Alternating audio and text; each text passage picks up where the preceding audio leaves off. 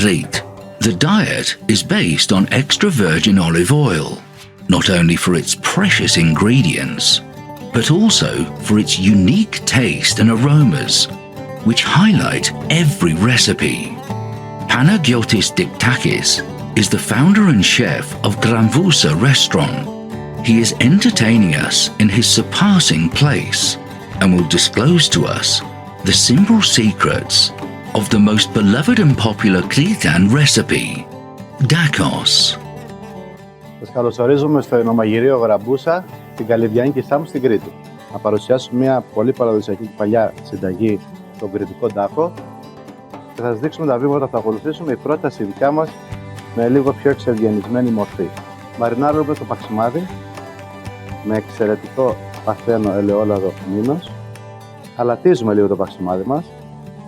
Με τη βοήθεια του λαδιού θα το βοηθήσει να μοιράσει με τον ανθό του αλατιού που είναι από τη γραμπούσα, από τον πάλο και άλλη γεύση, και να κάνει μία βάση και αυτό στην τριμμένη ντομάτα που θα ακολουθήσει τώρα.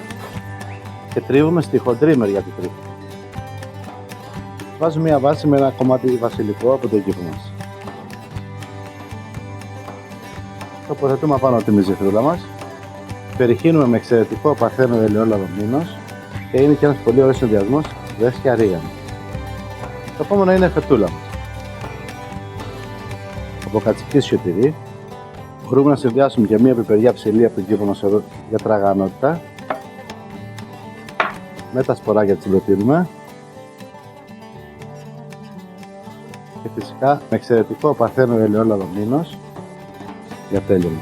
Η άλλη πρότασή μας που συνεχίζουμε είναι με παλαιωμένο τυρί, γραβιέρα.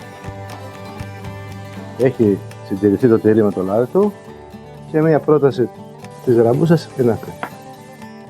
Καλή απόλαυση! Fresh ingredients and Minos extra virgin olive oil, transported for Renyeres company by Raben Intertrans. So simple, so enjoyable.